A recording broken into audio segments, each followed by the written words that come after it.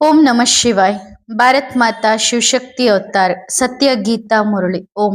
ಪಿತಾಶ್ರೀ ಶಿವ ತಂದೆಯ ನೆನಪಿದೆಯೇ? ಮುರಳಿಯ ದಿನಾಂಕ 16/3/2026. ಬೆಳಗಿನ ತರಗತಿ ರಿವೈಸ್ ಕೋರ್ಸ್ 24/10/1968. ಓಂ ನಮಃ ಶಿವಾಯ. ಪ್ರೀತಿಯ ಮಕ್ಕಳೇ, ಅನೇಕರ ಕಲ್ಯಾಣ ಮಾಡಬಲ್ಲಂತಹ ಬಾಬಾರವರ ರೈಟ್ ಹ್ಯಾಂಡ್ ಆಗಬೇಕು. ನರನಿಂದ ನಾರಾಯಣನಾಗುವ ವ್ಯಾಪಾರವನ್ನು ಬಿಟ್ಟು ಉಳಿದೆಲ್ಲ ವ್ಯಾಪಾರಗಳಲ್ಲೂ ನಷ್ಟವಿದೆ. ಈ ನರನಿಂದ ನಾರಾಯಣನಾಗುವ ವ್ಯಾಪಾರವನ್ನು ತಂದೆಯೇ ಕಲಿಸುತ್ತಾರೆ. ಈಗಂತೂ ಎಲ್ಲರ ಸಂಪಾದನೆಯು ಮುಕ್ತಾಯವಾಗಲಿದೆ. ಹಾಗಾದರೆ ಮತ್ತೆ ಯಾವ ಶಿಕ್ಷಣವನ್ನು ಓದಬೇಕು? ಓಂ ನಮಃ ಶಿವಾಯ. ಮಕ್ಕಳೇ, ನೀವಿಲ್ಲಿ ಕುಳಿತಾಗ ಬಾಬಾ ತಂದೆಯೂ ಆಗಿದ್ದಾರೆ, ಟೀಚರ್ ಕೂಡ ಆಗಿದ್ದಾರೆ ಮತ್ತು ಸದ್ಗುರು ಕೂಡ ಆಗಿದ್ದಾರೆ ಎಂದು ತಿಳಿದುಕೊಂಡಿದ್ದೀರಿ. ಮೂವರ ಅವಶ್ಯಕತೆ ಇರುತ್ತದೆ: ತಂದೆ, ಟೀಚರ್ ಮತ್ತು ಕೊನೆಯಲ್ಲಿ ಗುರು. ಇಲ್ಲಿ ನೆನಪು ಕೂಡ ಹೀಗೆಯೇ ಮಾಡಬೇಕು, ಏಕೆಂದರೆ ಇದು ಹೊಸ ಮಾತಾಗಿದೆ ಅಲ್ಲವೇ? ಬೇಹದ್ದಿನ ಬಾಬಾ ಕೂಡ ಆಗಿದ್ದಾರೆ. ಬೇಹದ್ದು ಎಂದರೆ ಎಲ್ಲರದ್ದು. ಇಲ್ಲಿ ಯಾರು ಬಂದರೂ ಬಾಬಾ ಎಂದೇ ಹೇಳುತ್ತಾರೆ. ಇದನ್ನು ಸ್ಮೃತಿಯಲ್ಲಿ ತಂದುಕೊಳ್ಳಿರಿ. ಇದರಲ್ಲಿ ಯಾರಿಗಾದರೂ ಸಂಶಯವಿದ್ದರೆ ಕೈ ಎತ್ತಿರಿ. ಇದು ಅದ್ಭುತ ಮಾತಾಗಿದೆ ಅಲ್ಲವೇ? ಜನ್ಮ ಜನ್ಮಾಂತರಗಳಲ್ಲೂ ನಿಮಗೆ ತಂದೆ, ಟೀಚರ್, ಗುರು ಎಂದು ತಿಳಿಯುವಂತಹವರು, ಅದು ಕೂಡ ಸುಪ್ರೀಂ, ಎಂದಿಗೂ ಸಿಕ್ಕಿರಲಿಕ್ಕಿಲ್ಲ. ಬೇಹದ್ದಿನ ತಂದೆ, ಬೇಹದ್ದಿನ ಟೀಚರ್, ಬೇಹದ್ದಿನ ಸದ್ಗುರು ಇಂಥವರು ಯಾವಾಗ ಸಿಕ್ಕರು? ಈ ಪುರುಷೋತ್ತಮ ಸಂಗಮ ಯುಗದ ಹೊರತಾಗಿ ಎಂದಿಗೂ ಸಿಗಲು ಸಾಧ್ಯವಿಲ್ಲ. ಇದರಲ್ಲಿ ಯಾರಿಗಾದರೂ ಸಂಶಯವಿದ್ದರೆ ಕೈ ಎತ್ತಿರಿ.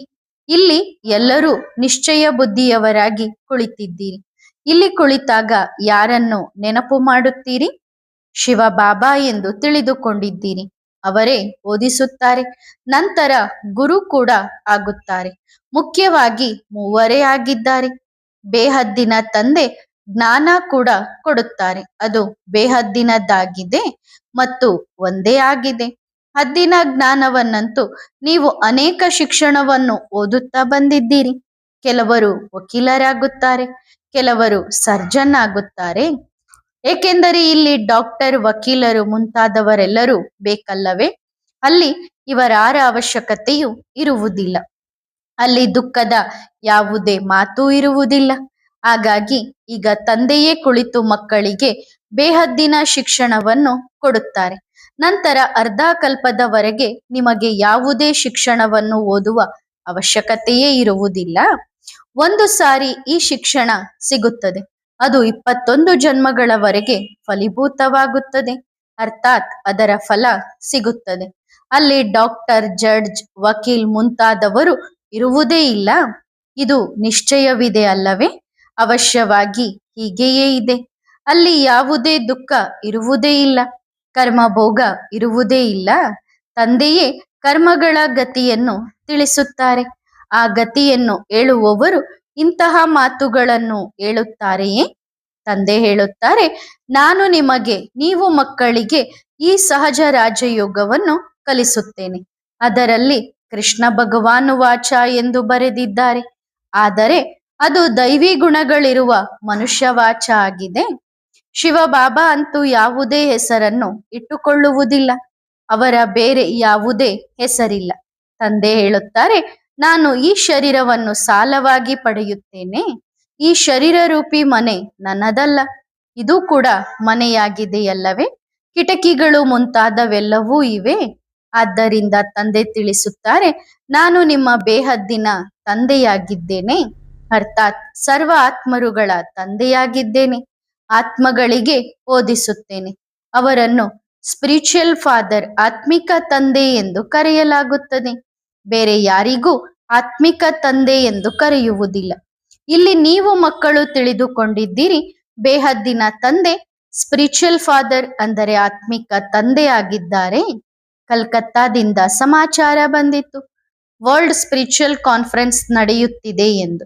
ವಾಸ್ತವದಲ್ಲಿ ಸ್ಪಿರಿಚುವಲ್ ಕಾನ್ಫರೆನ್ಸ್ ಅಂತೂ ಅಲ್ಲ. ಅವರೆಲ್ಲರೂ ನಾನ್ ಸ್ಪಿರಿಚುವಲ್ ಆಗಿದ್ದಾರೆ, ದೇಹಾಭಿಮಾನಿಗಳಾಗಿದ್ದಾರೆ. ತಂದೆ ಹೇಳುತ್ತಾರೆ, ಮಕ್ಕಳೇ, ದೇಹಿ ಅಭಿಮಾನಿ ಭವ. ದೇಹದ ಅಭಿಮಾನವನ್ನು ಬಿಡಿ, ಅವರು ಯಾರಿಗಾದರೂ ಆ ರೀತಿ ಹೇಳುತ್ತಾರೆಯೇ? ಸ್ಪಿರಿಚುಯಲ್ ಎಂಬ ಅಕ್ಷರವನ್ನು ಈಗ ಸೇರಿಸುತ್ತಾರೆ.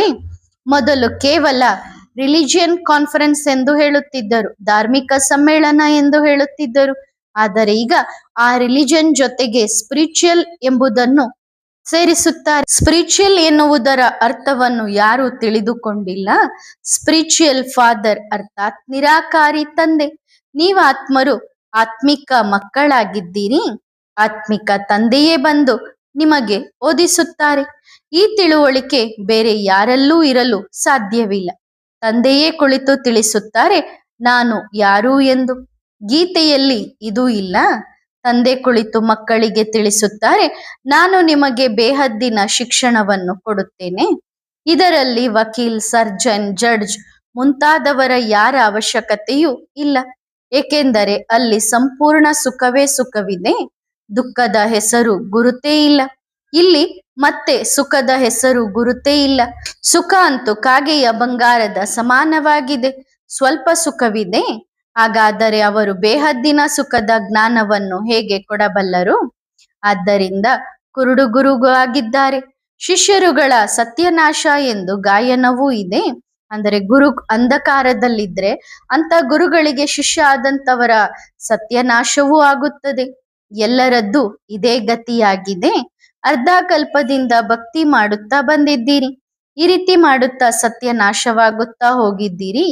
ಮೊಟ್ಟ ಮೊದಲು ಯಾವಾಗ ದೇವಿ ದೇವತೆಗಳ ರಾಜ್ಯವಿತ್ತು ಆಗ 100% ಎಲ್ಲವೂ ಚೆನ್ನಾಗಿತ್ತು. ಹಾಗಾಗಿ ಇದು ಬೇಹದ್ದಿನ ಜ್ಞಾನ ಆಗಿದೆ. ನೀವು ತಿಳಿದುಕೊಂಡಿದ್ದೀರಿ ಇದು ಮನುಷ್ಯ ಸೃಷ್ಟಿ ರೂಪಿ ವೃಕ್ಷವಾಗಿದೆ. ಇದರ ಬೀಜ ರೂಪ ಮೇಲಿದೆ. ಅವರಲ್ಲಿ ವೃಕ್ಷದ ಸಂಪೂರ್ಣ ಜ್ಞಾನವೂ ಇದೆ. ಮನುಷ್ಯರಿಗೆ ಈ ಜ್ಞಾನ ಇಲ್ಲ. ಮಾವಿನ ಬೀಜವಿದೆ, ಅದಕ್ಕೆ ಜ್ಞಾನ ಇರುತ್ತದೆಯೇ? ಅದಂತೂ ಜಡವಾಗಿದೆ.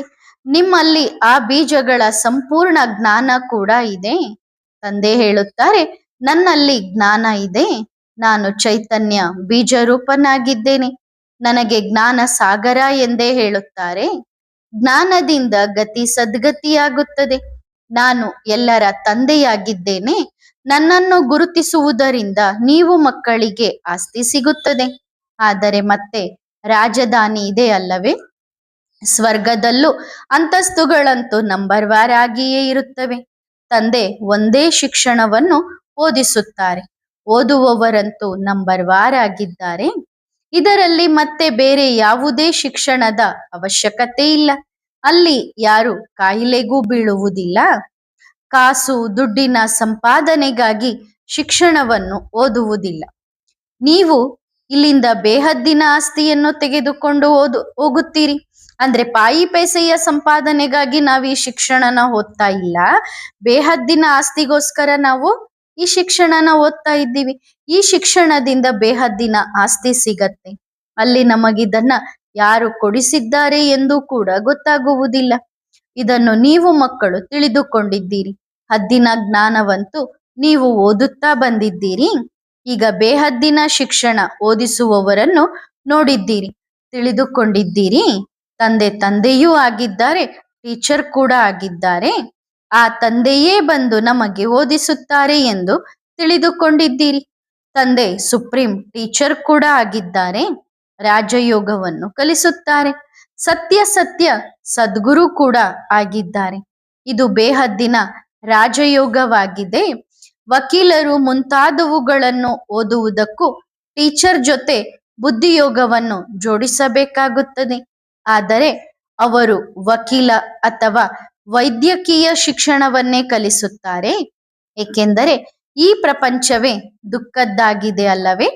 ಅವೆಲ್ಲವೂ ಹದ್ದಿನ ಶಿಕ್ಷಣ ಆಗಿವೆ. ಇದು ಬೇಹದ್ದಿನ ಶಿಕ್ಷಣ ಆಗಿದೆ. ತಂದೆ ಎಲ್ಲರಿಗೂ ಬೇಹದ್ದಿನ ಶಿಕ್ಷಣವನ್ನು ಓದಿಸುತ್ತಾರೆ. ಈ ತಂದೆ ಟೀಚರ್ ಸದ್ಗುರು ಕಲ್ಪಕಲ್ಪವೂ ಬರುತ್ತಾರೆ ಎನ್ನುವುದನ್ನು ತಿಳಿದುಕೊಂಡಿದ್ದೀರಿ. ಮತ್ತೆ ಸತ್ಯಯುಗ ತ್ರೇತಾಯುಗಕ್ಕಾಗಿ ಇದೇ ಶಿಕ್ಷಣವನ್ನು ತಂದೆ ಓದಿಸುತ್ತಾರೆ. ನಂತರ ಇದು ಪ್ರಾಯಲೋಪವಾಗಿ ಬಿಡುತ್ತದೆ.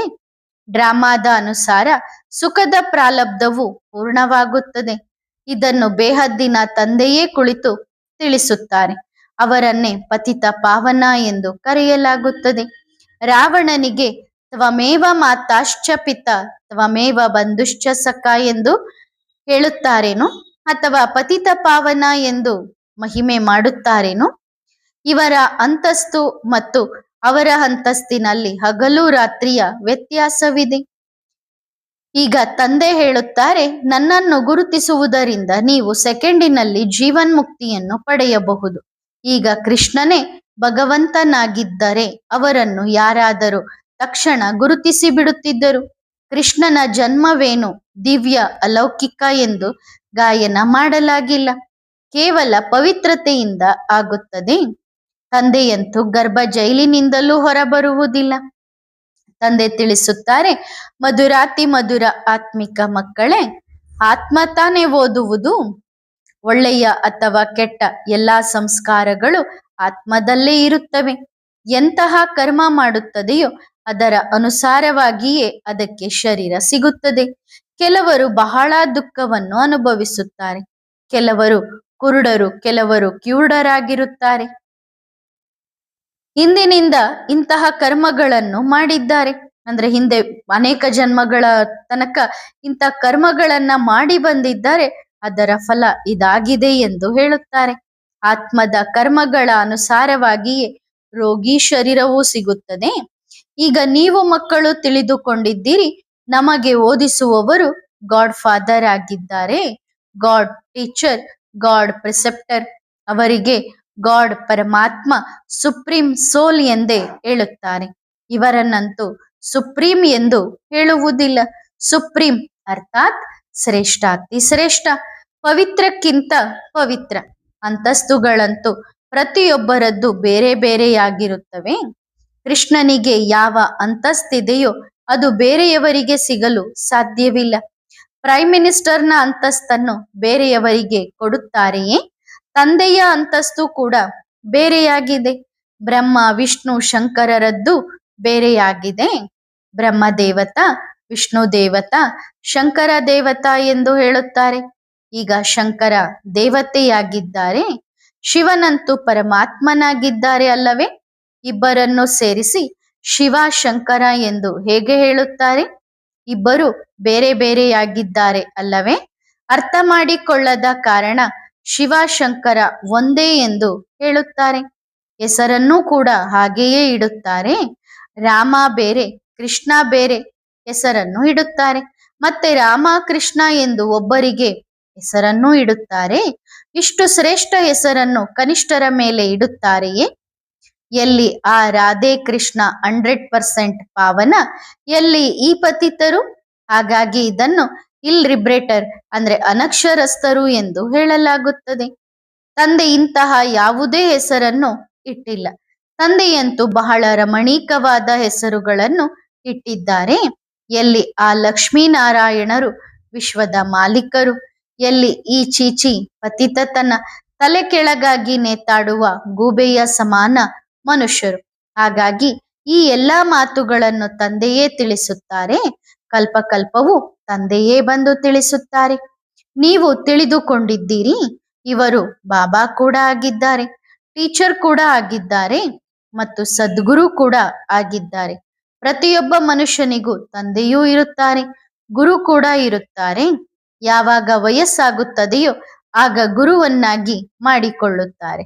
ಇತ್ತೀಚೆಗಂತೂ ಚಿಕ್ಕ ವಯಸ್ಸಿನಲ್ಲೇ ಗುರುವನ್ನು ಮಾಡಿಸಿ ಬಿಡುತ್ತಾರೆ. ಗುರುವನ್ನು ಮಾಡಿಕೊಳ್ಳದಿದ್ದರೆ ಅಕಲ್ಯಾಣವಾಗುತ್ತದೆ ಎಂದು ತಿಳಿದುಕೊಳ್ಳುತ್ತಾರೆ. ಮೊದಲು 60 ವರ್ಷಗಳ ನಂತರ ಗುರುವನ್ನು ಮಾಡಿಕೊಳ್ಳುತ್ತಿದ್ದರು.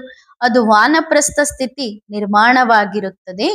ಅರ್ಥಾತ್ ಶಬ್ದದಿಂದ ದೂರವಾದ ಧಾಮವು ಸ್ವೀಟ್ ಸೈಲೆನ್ಸ್ ಹೋಮ್ ಆಗಿದೆ. ಅದರಲ್ಲಿ ಹೋಗುವುದಕ್ಕಾಗಿ ಅರ್ಧ ಕಲ್ಪ ನೀವು ಪರಿಶ್ರಮ ಪಟ್ಟಿದ್ದೀರಿ. ಆದರೆ ಗೊತ್ತೇ ಇಲ್ಲವೆಂದರೆ ಯಾರಾದರೂ ಹೇಗೆ ಹೋಗಬಲ್ಲರು? ಅಂದ್ರೆ ವಾಪಸ್ ಮಧುರ ಮನೆಗೆ ಹೋಗ್ಬೇಕಂದ್ರೆ ಆ ದಾರಿನೇ ಗೊತ್ತಿಲ್ಲ ಅಂದ್ರೆ ವಾಪಸ್ ಹೆಂಗ್ ಹೋಗ್ತೀರಿ? ಯಾರಾದರೂ ದಾರಿಯನ್ನು ಹೇಗೆ ತೋರಿಸಬಲ್ಲರು? ಒಬ್ಬರ ಹೊರತಾಗಿ ಯಾರು ಆ ದಾರಿಯನ್ನು ತೋರಿಸಲು ಸಾಧ್ಯವಿಲ್ಲ. ಎಲ್ಲರ ಬುದ್ಧಿಯು ಒಂದೇ ರೀತಿ ಇರುವುದಿಲ್ಲ. ಕೆಲವರಂತೂ ಕಥೆಯನ್ನು ಕುಳಿತು ಕೇಳುವಂತಿರುತ್ತಾರೆ, ಲಾಭವೇನೂ ಇಲ್ಲ. ಅವರ ಉನ್ನತಿಯೂ ಇಲ್ಲ. ಅಂದ್ರೆ ಬಾಬನ್ ಜ್ಞಾನನ ಕತೆ ಕೇಳ್ದಂಗೆ ಕೇಳ್ತಾ ಹೋದ್ವಿ ಅಂದ್ರೆ ನಮಗದ್ರಿಂದ ಲಾಭನೂ ಇಲ್ಲ, ಉನ್ನತಿನೂ ಇಲ್ಲ. ನೀವು ಜನ್ಮ ಜನ್ಮಾಂತರಗಳಿಂದ ಎಷ್ಟೊಂದು ಕತೆಗಳನ್ನು ಕೇಳಿದ್ದೀರಿ. ಅಸಂಖ್ಯಾತ ಶಾಸ್ತ್ರಗಳಿವೆ. ತಂದೆ ಯಾವುದಾದರೂ ಶಾಸ್ತ್ರವನ್ನು ತೆಗೆದುಕೊಳ್ಳುತ್ತಾರೆಯೇ? ಏನೂ ಇಲ್ಲ, ಅವಶ್ಯಕತೆಯೇ ಇಲ್ಲ. ಅಂದ್ರೆ ಶುಭಾಬ ಶಾಸ್ತ್ರ ಹಿಡ್ಕೊಂಡು ಓದಿ ಹೇಳೋ ಅವಶ್ಯಕತೆ ಇಲ್ಲ. ತ್ರಿಮೂರ್ತಿಗಳು ಕೂಡ ಸೂಕ್ಷ್ಮವತನದಲ್ಲಿ ಇರುತ್ತಾರೆ. ಇದನ್ನು ಕೇವಲ ತಿಳಿಸುವುದಕ್ಕಾಗಿ ತೋರಿಸುತ್ತಾರೆ. ಸೂಕ್ಷ್ಮವತನದಲ್ಲಂತೂ ಮೂಳೆ ಮಾಂಸವನ್ನು ತೋರಿಸುವುದಿಲ್ಲ. ಅವರನ್ನು ಫರಿಸ್ತಾ ಎಂದು ಕರೆಯುತ್ತಾರೆ. ಇದು ಕೂಡ ಗಾಯನವಿದೆ. ಮೃಗಕ್ಕೆ ಸಾವು, ಬೇಟೆಗಾರನಿಗೆ ಬೇಟೆ. ಅಂದ್ರೆ ಬೆಕ್ಕಿಗೆ ಚೆಲ್ಲಾಟ, ಇಲಿಗೆ ಪ್ರಾಣ ಸಂಕಟ ಎನ್ನುವಂತೆ ಬೇಟೆಗಾರ ಬೇಟೆ ಆಡ್ತಾ ಇರ್ತಾನೆ, ಆ ಬೇಟೆ ಆಡಿಸ್ಕೊಳ್ಳೋ ಪ್ರಾಣಿಗೆ ಪ್ರಾಣ ಸಂಕಟ ಆಗಿರುತ್ತದೆ. ನೀವೀಗ ತೋಟದ ಹೂವುಗಳಾಗುತ್ತೀರಿ, ಹೂವಿನಿಂದ ಮುಳ್ಳಾಗಿದ್ದೀರಿ. ಮತ್ತೆ ತಂದೆ ಮುಳ್ಳಿನಿಂದ ಹೂವನ್ನಾಗಿ ಮಾಡುತ್ತಾರೆ. ನೀವೇ ಪೂಜ್ಯರಾದವರು ಮತ್ತೆ ಪೂಜಾರಿಗಳಾದಿರಿ. 84 ಜನ್ಮಗಳನ್ನು ತೆಗೆದುಕೊಳ್ಳುತ್ತಾ ಸತೋಪ್ರಧಾನದಿಂದ ತಮೋಪ್ರಧಾನರ ಪತಿತರಾಗಿದ್ದೀರಿ. ತಂದೆ ಸಂಪೂರ್ಣ ಏಣಿಯ ಬಗ್ಗೆ ತಿಳಿಸಿದ್ದಾರೆ. ಈಗ ಮತ್ತೆ ನಾವು ಪತಿತರಿಂದ ಪಾವನರಾಗುವುದು ಹೇಗೆ ಎಂದು ಯಾರಿಗೂ ಗೊತ್ತಿಲ್ಲ. ಗಾಯನ ಕೂಡ ಮಾಡುತ್ತಾರೆ. ಹೇ ಪತಿತ ಪಾವನ, ನೀವು ಬನ್ನಿರಿ, ನೀವು ಬಂದು ನಮ್ಮನ್ನು ಪಾವನರನ್ನಾಗಿ ಮಾಡಿರಿ ಎಂದು. ನೀರಿನ ನದಿಗಳು, ಸಾಗರ ಮುಂತಾದವುಗಳನ್ನು ಪತಿತ ಪಾವನ ಎಂದು ತಿಳಿದು ಏಕೆ ಹೋಗಿ ಸ್ನಾನ ಮಾಡುತ್ತಾರೆ? ಸ್ನಾನ ಮಾಡುವುದಕ್ಕೂ ಬಹಳ ಜಾಗಗಳಿರುತ್ತವೆ. ಬಹಳ ಎಚ್ಚರಿಕೆಯಿಂದ ಸಾಗರದಲ್ಲಿ ಹೋಗಬೇಕಾಗುತ್ತದೆ. ಸಾಗರದ ಅಲೆಗಳು ಎಷ್ಟು ಜೋರಾಗಿ ಬರುತ್ತವೆ ಎಂದರೆ ಮನುಷ್ಯರನ್ನು ತಕ್ಷಣವೇ ಎಳೆದುಕೊಂಡು ಹೋಗಿ ಬಿಡುತ್ತವೆ. ಬಹಳ ಎಚ್ಚರಿಕೆಯಿಂದ ಹೋಗುತ್ತಾರೆ. ಕೆಲವರಂತೂ ಆ ಅಲೆಗಳಲ್ಲಿ ಮುಳುಗಿಯೇ ಬಿಡುತ್ತಾರೆ. ಕಲ್ಕತ್ತಾದಲ್ಲಿ ನದಿ ಮತ್ತು ಸಮುದ್ರ ಒಟ್ಟಿಗೆ ಸೇರುತ್ತದೆ. ಆ ಜಾಗಕ್ಕೆ ಹೋಗಿ ಸ್ನಾನ ಮಾಡಿ ಬರುತ್ತಾರೆ. ಅದನ್ನು ಸಂಗಮ ಎಂದು ಕರೆಯಲಾಗುತ್ತದೆ. ಇವರು ಪತಿತ ಪಾವನಿ ಗಂಗೆ ಎಂದು ಹೇಳುತ್ತಾರೆ. ಆದರೆ ನದಿ ಕೂಡ ಎಲ್ಲಿಂದ ಹೊರಬಂತು? ಅಂದರೆ ನದಿ ಕೂಡ ಹುಟ್ಟಿದ್ದು ಎಲ್ಲಿಂದ? ಸಾಗರದಿಂದಲೇ ಹುಟ್ಟಿರುತ್ತದಲ್ಲವೇ? ಇವೆಲ್ಲವೂ ಸಾಗರನ ಸಂತಾನಗಳೇ ಆಗಿವೆ.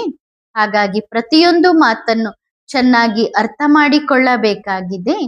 ಇಲ್ಲಿಯಂತೂ ನೀವು ಮಕ್ಕಳು ಸಂಗಮ ಯುಗದಲ್ಲಿ ಕುಳಿತಿದ್ದೀರಿ. ಬಹಳ ಚೆನ್ನಾಗಿ ಅನಿಸುತ್ತದೆ. ಹೊರಗಡೆ ಕುಸಂಗದಲ್ಲಿ ಹೋದ ತಕ್ಷಣ ನಿಮಗೆ ಬಹಳ ವ್ಯರ್ಥ ಮಾತುಗಳನ್ನು ತಿಳಿಸುತ್ತಾರೆ. ಆಗ ಇಷ್ಟೆಲ್ಲ ಮಾತುಗಳನ್ನು ಮರೆತು ಬಿಡುತ್ತೀರಿ. ಕುಸಂಗದಲ್ಲಿ ಹೋದ ತಕ್ಷಣ ತೂಕಡಿಸಲು ಪ್ರಾರಂಭಿಸುತ್ತೀರಿ. ಶಕ್ತಿಯ ಬಗ್ಗೆ ಆಗ ನಿಮಗೆ ಗೊತ್ತಾಗುತ್ತದೆ. ಆದರೆ ಈ ಮಾತುಗಳನ್ನು ಮರೆಯಬಾರದು ಅಲ್ಲವೇ? ಬಾಬಾ ನಮ್ಮ ಬೇಹದ್ದಿನ ತಂದೆಯೂ ಕೂಡ ಆಗಿದ್ದಾರೆ, ಟೀಚರ್ ಕೂಡ ಆಗಿದ್ದಾರೆ. ನಮ್ಮನ್ನು ಇಲ್ಲಿಂದ ಪಾರು ಕೂಡ ಮಾಡುತ್ತಾರೆ. ಈ ನಿಶ್ಚಯದಿಂದಲೇ ನೀವು ಬಂದಿದ್ದೀರಿ. ಅದೆಲ್ಲವೂ ಶಾರೀರಿಕ ಲೌಕಿಕ ಶಿಕ್ಷಣವಾಗಿದೆ. ಲೌಕಿಕ ಭಾಷೆಗಳು ಇವೆ, ಇದು ಅಲೌಕಿಕವಾಗಿದೆ. ತಂದೆ ಹೇಳುತ್ತಾರೆ, ನನ್ನ ಜನ್ಮವೂ ಅಲೌಕಿಕವಾಗಿದೆ. ನಾನು ಈ ಶರೀರವನ್ನು ಸಾಲವಾಗಿ ಪಡೆಯುತ್ತೇನೆ. ನಾನು ಹಳೆಯ ಪಾದರಕ್ಷೆಯನ್ನು ತೆಗೆದುಕೊಳ್ಳುತ್ತೇನೆ. ಅದು ಕೂಡ ಎಲ್ಲಕ್ಕಿಂತ ಹಳೆಯದು, ಎಲ್ಲಕ್ಕಿಂತ ಹಳೆಯ ಪಾದರಕ್ಷೆಯಾಗಿದೆ. ಅಂದ್ರೆ ಹಳೆಯ ಶರೀರವಾಗಿದೆ. ತಂದೆ ಪಾದರಕ್ಷೆಯನ್ನು ತೆಗೆದುಕೊಂಡಿದ್ದಾರೆ. ಅದನ್ನು ಲಾಂಗ್ ಬೂಟ್ ಎಂದು ಕರೆಯುತ್ತಾರೆ. ಇವು ಎಷ್ಟೊಂದು ಸಹಜ ಮಾತುಗಳಾಗಿವೆ. ಇವನ್ನು ಮರೆಯಬಾರದು. ಆದರೆ ಮಾಯೆ ಮರೆಸಿಬಿಡುತ್ತಾಳೆ. ತಂದೆ ತಂದೆಯೂ ಆಗಿದ್ದಾರೆ, ಬೇಹದ್ದಿನ ಶಿಕ್ಷಣ ಕೊಡುವವರೂ ಆಗಿದ್ದಾರೆ. ಇಂತಹ ಶಿಕ್ಷಣವನ್ನು ಬೇರೆ ಯಾರೂ ಕೊಡಲು ಸಾಧ್ಯವಿಲ್ಲ. ಬಾಬಾ ಹೇಳುತ್ತಾರೆ, ಬೇಕಾದರೆ ಹೋಗಿ ನೋಡಿ ಎಲ್ಲಿಂದ ಸಿಗುತ್ತದೆ ಎಂದು. ಅಂದ್ರೆ ಹೊರಗಡೆಗೆ ಹೋಗಿ ನೋಡ್ರಿ, ಇಂಥ ಶಿಕ್ಷಣ ಯಾರಾದರೂ ಕೊಡ್ತಾರಾ ಅಂತ. ಎಲ್ಲರೂ ಮನುಷ್ಯರಾಗಿದ್ದಾರೆ, ಅವರಂತೂ ಈ ಜ್ಞಾನವನ್ನು ಕೊಡಲು ಸಾಧ್ಯವಿಲ್ಲ. ಭಗವಂತ ಒಂದೇ ರಥವನ್ನು ತೆಗೆದುಕೊಳ್ಳುತ್ತಾರೆ. ಅದನ್ನು ಭಾಗ್ಯಶಾಲಿ ರಥ ಎಂದು ಕರೆಯುತ್ತಾರೆ. ಪದ್ಮಾಪದಂ ಭಾಗ್ಯಶಾಲಿಗಳನ್ನಾಗಿ ಮಾಡಲು ತಂದೆಯ ಪ್ರವೇಶತೆ ಆ ಶರೀರದಲ್ಲಿ ಆಗುತ್ತದೆ. ಇದು ಸಂಪೂರ್ಣವಾಗಿ ಸಮೀಪದ ಮಣಿಯಾಗಿದೆ. ಬ್ರಹ್ಮ ಅವರೇ ವಿಷ್ಣುವಾಗುತ್ತಾರೆ. ಶಿವಬಾಬಾ ಇವರಿಗೆ ಇದನ್ನು ತಿಳಿಸುತ್ತಾರೆ. ನಿಮಗೂ ಇವರ ಮೂಲಕ ಶಿವಬಾಬನೇ ತಿಳಿಸುತ್ತಾರೆ. ಬ್ಯಾಡ್ಜ್ನಲ್ಲಿ ಎಷ್ಟು ಸ್ಪಷ್ಟವಾಗಿದೆ. ಶಿವಬಾಬಾ ಬ್ರಹ್ಮನ ಮುಖಾಂತರ ಇವರನ್ನಾಗಿ ಮಾಡುತ್ತಾರೆ. ಬ್ರಹ್ಮ ಸರಸ್ವತಿಯೇ ಮತ್ತೆ ಲಕ್ಷ್ಮೀ ನಾರಾಯಣರಾಗುತ್ತಾರೆ. ವಿಷ್ಣುವಿನ ಪುರಿಯ ಸ್ಥಾಪನೆಯಾಗುತ್ತದೆ. ಇದನ್ನು ರಾಜಯೋಗ, ರಾಜಧಾನಿಯನ್ನು ಸ್ಥಾಪನೆ ಮಾಡುವುದು ಎಂದು ಕರೆಯಲಾಗುತ್ತದೆ. ಈಗ ಇಲ್ಲಿ ಕೇಳುತ್ತಾ ಇದ್ದೀರಿ, ಆದರೆ ಬಾಬಾ ತಿಳಿದುಕೊಂಡಿದ್ದರೆ ಜ್ಞಾನ ಅನೇಕರ ಕಿವಿಯಿಂದ ಸೋರಿ ಹೋಗುತ್ತದೆ. ಕೆಲವರು ಧಾರಣೆ ಮಾಡಿಕೊಂಡು ಅನೇಕರಿಗೆ ತಿಳಿಸಬಲ್ಲರು. ಅವರನ್ನು ಮಹಾರಥಿಗಳು ಎಂದು ಕರೆಯಲಾಗುತ್ತದೆ. ನೀವು ಕೇಳಿಕೊಂಡು ಧಾರಣೆ ಮಾಡುತ್ತೀರಿ ಮತ್ತು ಬೇರೆಯವರಿಗೆ ಆಸಕ್ತಿಯಿಂದ ತಿಳಿಸುತ್ತಾರೆ. ಮಹಾರಥಿಗಳು ತಿಳಿಸುವವರಾಗಿದ್ದಾರೆ, ತಕ್ಷಣ ಅರ್ಥ ಮಾಡಿಕೊಳ್ಳುತ್ತಾರೆ. ಕುದುರೆ ಸವಾರರಿಂದ ಕಡಿಮೆ ಅಂದ್ರೆ ಕಾಲಾಳುಗಳ ಪದವಿ ಕಡಿಮೆ ಇರುತ್ತದೆ. ಕಾಲಾಳುಗಳಿಗಿಂತಲೂ ಇನ್ನೂ ಕಡಿಮೆ ಇದ್ದಾರೆ. ಯಾರ್ಯಾರು ಮಹಾರಥಿಗಳಾಗಿದ್ದಾರೆ, ಯಾರು ಕುದುರೆ ಸವಾರರಾಗಿದ್ದಾರೆ ಎನ್ನುವುದನ್ನು ತಂದೆ ತಿಳಿದುಕೊಂಡಿದ್ದಾರೆ. ಯಾರು ಕುದುರೆ ಸವಾರರಾಗಿದ್ದಾರೆ ಎನ್ನುವುದನ್ನು ತಂದೆ ತಿಳಿದುಕೊಂಡಿದ್ದಾರೆ. ಈಗ ಇದರಲ್ಲಿ ಗೊಂದಲಕ್ಕೊಳಗಾಗುವ ಮಾತೇ ಇಲ್ಲ. ಆದರೂ ತೂಕಡಿಸುತ್ತಿರುತ್ತಾರೆ. ಕಣ್ಣುಗಳನ್ನು ಮುಚ್ಚಿಕೊಂಡು ಕುಳಿತುಕೊಳ್ಳುತ್ತಾರೆ. ಸಂಪಾದನೆಯಲ್ಲಿ ಎಂದಾದರೂ ತೂಕಡಿಕೆ ಬರುತ್ತದೆಯೇ? ಆಕಳಿಕೆಯಿಂದ ಬಾಬಾ ಅರ್ಥ ಮಾಡಿಕೊಳ್ಳುತ್ತಾರೆ ಇವರು ಸುಸ್ತಾಗಿದ್ದಾರೆ ಎಂದು. ಸಂಪಾದನೆಯಲ್ಲಿ ಎಂದಿಗೂ ಸುಸ್ತು ಆಗುವುದಿಲ್ಲ. ಆಕಳಿಕೆಯು ಉದಾಸೀನತೆಯ ಗುರುತಾಗಿದೆ. ಮತ್ತೆ ಧಾರಣೆಯಾಗಲು ಸಾಧ್ಯವಿಲ್ಲ. ಒಳಗೊಳಗೆ ಯಾವುದಾದರೊಂದು ಮಾತಿನ ಬಗ್ಗೆ ತೊಳಲಾಡುತ್ತಿರುವವರಿಗೆ ಆಕಳಿಕೆ ಬಹಳ ಬರುತ್ತದೆ. ಈಗ ನೀವು ತಂದೆಯ ಮನೆಯಲ್ಲಿ ಕುಳಿತಿದ್ದೀರಿ. ಇದನ್ನು ಈಶ್ವರೀಯ ಪರಿವಾರ ಎಂದು ಕರೆಯಲಾಗುತ್ತದೆ. ಕೇವಲ ಈಶ್ವರೀಯ ಪರಿವಾರವೂ ಅಲ್ಲ, ಆದರೆ ಅವರು ಟೀಚರ್ ಕೂಡ ಆಗಿದ್ದಾರೆ, ಸದ್ಗುರು ಕೂಡ ಆಗಿದ್ದಾರೆ. ಪರಿವಾರವೂ ಹೀಗಿದೆ, ಮಕ್ಕಳೂ ಆಗಿದ್ದಾರೆ, ಟೀಚರ್ ಕೂಡ ಆಗಿದ್ದಾರೆ, ಮತ್ತೆ ದಾರಿಯನ್ನು ತೋರಿಸುವುದಕ್ಕಾಗಿ ಗುರು ಕೂಡ ಆಗುತ್ತಾರೆ. ಮಾಸ್ಟರ್ ಗುರು ಎಂದು ಹೇಳಲಾಗುತ್ತದೆ ಅಲ್ಲವೇ? ಮಾಸ್ಟರ್ ಗುರು ಎಂದು ಹೇಳಲಾಗುತ್ತದೆ ಅಲ್ಲವೇ? ಹಾಗಾಗಿ ಅನೇಕರ ಕಲ್ಯಾಣ ಮಾಡಬಲ್ಲಂತಹ ಬಾಬಾರವರ ರೈಟ್ ಹ್ಯಾಂಡ್ ಆಗಬೇಕು. ನರನಿಂದ ನಾರಾಯಣನಾಗುವ ವ್ಯಾಪಾರವನ್ನು ಬಿಟ್ಟು ಉಳಿದೆಲ್ಲ ವ್ಯಾಪಾರಗಳಲ್ಲೂ ನಷ್ಟವಿದೆ. ಎಲ್ಲರ ಸಂಪಾದನೆಯು ಮುಕ್ತಾಯವಾಗಲಿದೆ. ನರನಿಂದ ನಾರಾಯಣನಾಗುವ ವ್ಯಾಪಾರವನ್ನು ತಂದೆಯೇ ಕಲಿಸುತ್ತಾರೆ. ಹಾಗಾದರೆ ಮತ್ತೆ ಯಾವ ಶಿಕ್ಷಣವನ್ನು ಓದಬೇಕು? ಯಾರ ಬಳಿ ಬಹಳ ಹಣವಿದೆಯೋ ಅವರು ಸ್ವರ್ಗ ಇಲ್ಲೇ ಇದೆ ಎಂದು ತಿಳಿದುಕೊಳ್ಳುತ್ತಾರೆ. ಬಾಪು ಗಾಂಧಿಯವರು ರಾಮರಾಜ್ಯವನ್ನು ಸ್ಥಾಪನೆ ಮಾಡಿದರು ಎಂದು. ಅರೆ, ಈ ಪ್ರಪಂಚವಂತೂ ತಮೋಪ್ರಧಾನವಾಗಿದೆ, ಹಳೆಯದಾಗಿದೆ ಅಲ್ಲವೇ? ದುಃಖವು ಇನ್ನೂ ಹೆಚ್ಚಾಗುತ್ತಲೇ ಹೋಗುತ್ತಿದೆ. ಇದನ್ನು ರಾಮರಾಜ್ಯ ಎಂದು ಹೇಗೆ ಹೇಳುತ್ತಾರೆ? ಆದರೆ ಆ ಮಾತನ್ನೇ ಕೇಳಬೇಡಿ. ಭಗವಂತನಂತೂ ಕಣಕಣದಲ್ಲೂ ಎಂದು ಎಲ್ಲದರಲ್ಲೂ ಸೇರಿಸಿ ಬಿಡುತ್ತಾರೆ. ಗಾಂಧೀಜಿಯವರ ಬಗ್ಗೆ ಎಂದಾದರೂ ಗಾಂಧೀಜಿಯವರು ಕಣಕಣದಲ್ಲಿದ್ದಾರೆ ಎಂದು ಹೇಳುತ್ತಾರೆಯೇ? ಅಥವಾ ಅವರು ಮೈನ್ ಅವತಾರ, ಮತ್ಸ್ಯ ಅವತಾರ, ಆಮೆ ಅವತಾರ ಎಂದು ಹೇಳುತ್ತಾರೆಯೇ? ಎಷ್ಟೊಂದು ತಿಳುವಳಿಕೆ ಇಲ್ಲದವರಾಗಿದ್ದಾರೆ. ತಿಳುವಳಿಕೆ ಇಲ್ಲದವರನ್ನು ತಮೋಪ್ರಧಾನ ಎಂದು ಕರೆಯಲಾಗುತ್ತದೆ. ತಿಳುವಳಿಕೆಯುಳ್ಳವರು ಸತೋಪ್ರಧಾನರಾಗಿರುತ್ತಾರೆ. ಈ ಚಕ್ರವು ತಿರುಗುತ್ತಲೇ ಇರುತ್ತದೆ. ಇದರಲ್ಲಿ ತಂದೆಯಿಂದ ಕೇಳುವಂತಹದ್ದು ಏನೂ ಇರುವುದಿಲ್ಲ. ರಚಯಿತ ಮತ್ತು ರಚನೆಯ ಜ್ಞಾನವನ್ನು ಕೊಡುವುದು ತಂದೆಯ ಕರ್ತವ್ಯವಾಗಿದೆ. ಅದನ್ನಂತೂ ಕೊಡುತ್ತಲೇ ಇರುತ್ತಾರೆ. ಮುರುಳಿಯಲ್ಲಿ ಎಲ್ಲವನ್ನು ತಿಳಿಸುತ್ತಲೇ ಇರುತ್ತಾರೆ. ಎಲ್ಲ ಮಾತುಗಳ ಉತ್ತರ ಸಿಗುತ್ತದೆ. ಬಾಕಿ ಏನು ಕೇಳುತ್ತೀರಿ? ತಂದೆಯ ಹೊರತಾಗಿ ಯಾರೂ ತಿಳಿಸಲು ಸಾಧ್ಯವಿಲ್ಲವೆಂದ ಮೇಲೆ ಕೇಳುವುದಾದರೂ ಹೇಗೆ? ಸತ್ಯಯುಗದಲ್ಲಿ ಮೆಡಿಕಲ್ ಆಫೀಸರ್ಸ್ನ ಅವಶ್ಯಕತೆಯೇ ಇಲ್ಲ. ಅಲ್ಲಂತೂ ಎಲ್ಲರೂ ever healthy, ever wealthy, ever happy ಆಗಿರುತ್ತಾರೆ. ಇದನ್ನು ನೀವು ಬೋರ್ಡ್ ಮೇಲೂ ಬರೆಯಬಹುದು. 21 ಜನ್ಮಗಳಿಗಾಗಿ ever healthy, ever wealthy, happy ಆಗಬೇಕೆಂದರೆ ಬಂದು ಜ್ಞಾನವನ್ನು ಅರ್ಥ ಮಾಡಿಕೊಳ್ಳಿ. ಒಳ್ಳೆಯದು. ಮಧುರಾತಿ ಮಧುರ ಆತ್ಮಿಕ ಮಕ್ಕಳಿಗೆ ಆತ್ಮಿಕ ತಂದೆಯ ನೆನಪು, ಪ್ರೀತಿ, ಗುಡ್ ಮಾರ್ನಿಂಗ್ ಮತ್ತು ನಮಸ್ತೆ. ವರದಾನ: ಸಮೀಪ ಆತ್ಮಾಭವ. ನೀವು ಮಕ್ಕಳು ಸ್ವಯಂ ಅನ್ನು ಬಾಪ್ದಾದಾರವರ ಸಮೀಪದಲ್ಲಿ ಅನುಭವ ಮಾಡುತ್ತೀರಾ? ಸಮೀಪ ಆತ್ಮದ ಗುರುತು ಏನಾಗಿರುತ್ತದೆ? ಅವರು ಬ್ರಹ್ಮ ತಂದೆಯ ಸಮಾನ ನಷ್ಟೋ ಮೋಹ ಮತ್ತು ಸ್ಮೃತಿರ್ಲಬ್ಧರಾಗಿರುತ್ತಾರೆ. ಸಮೀಪ ಆತ್ಮರಿಗೆ ಸರ್ವ ಪ್ರಾಪ್ತಿಗಳಿರುತ್ತವೆ. ಪುರುಷಾರ್ಥವು ಒಂದು ಆಟದಂತೆ ಅನುಭವವಾಗುತ್ತದೆ. ಕಷ್ಟವೆನಿಸುವುದಿಲ್ಲ. ಪುರುಷಾರ್ಥ ಮಾಡುವುದು ಕೂಡ ಒಂದು ಮನೋರಂಜನೆಯಂತೆ ಅನುಭವವಾಗುತ್ತದೆ. ಸಮೀಪ ಆತ್ಮನ ಮುಖ್ಯ ಗುರುತಾಗಿದೆ. ಆದಿಯಿಂದ ಅಂತ್ಯದವರೆಗೆ ಯಾವುದು ಕಷ್ಟವೆಂದು ಅನುಭವವಾಗದಿರುವುದು ಒಳ್ಳೆಯದು. ಓಂ ನಮಃ ಶಿವಾಯ.